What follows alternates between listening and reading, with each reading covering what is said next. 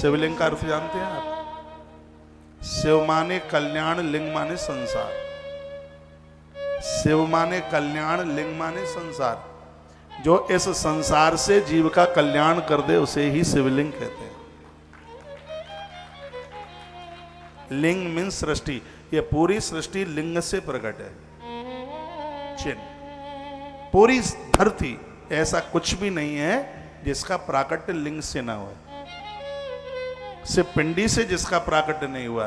तो शिवलिंग का अर्थ है शिव माने कल्याण और लिंग माने संसार।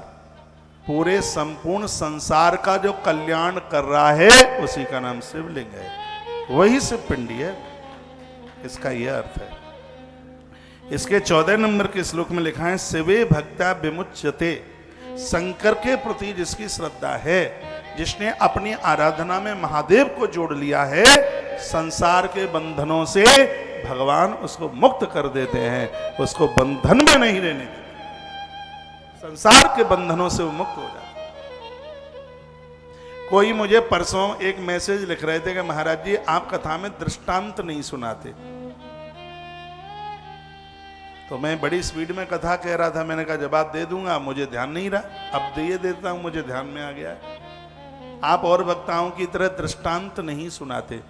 मैंने कहा मुझे दृष्टांत सुनाने की इसलिए जरूरत नहीं है क्योंकि मेरे पास कथाओं के इतने सिद्धांत है, तो दृष्टांत की जरूरत फिर क्या?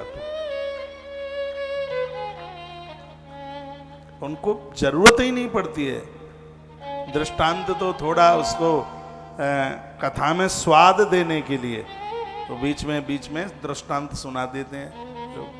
लेकिन मुझे लग रहा है कि ये कथा आपको बेस्वाद नहीं लग रही है, कथा आपको बोर नहीं कर रही है, तो मुझे उन फालतू दृष्टांतों की जरूरत ही नहीं है। कथा ही इतनी है।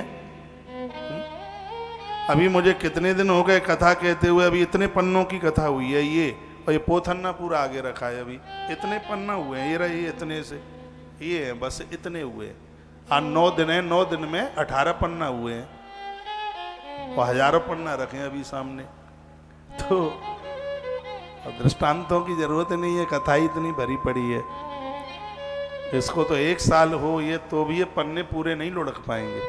1 साल में भी पूरा नहीं होगा ये, इतना बड़ा अद्भुत ग्रंथ है।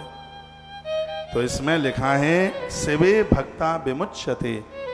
जो भगवान शंकर का भगत है, भगवान शिव का पुजारी है, तो वह संसार के बंधनों से मुक्त हो जाता है। और शंकर की पूजा करने का एक आनंद और है, प्रसादात् देवता भक्ति प्रसादो भक्ति संभव। यतो वांकुर तो बीजम बीज तो वा यथांकुर है। जैसे बीज से पेड़ बन जाता है, पेड़ से वृक्ष बन जाता है, उसी प्रकार से जीवात्मा परमात्मा में मिल जाता है और परमात्मा से फिर धरती पर आके कभी इंसान बन जाता है। भगवान के भजन का, भक्ति का यही आनंद है। जीव मरने के बाद भगवान में ही विलीन हो जाता है, फिर भगवान से ही फिर पैदा हो जाता है।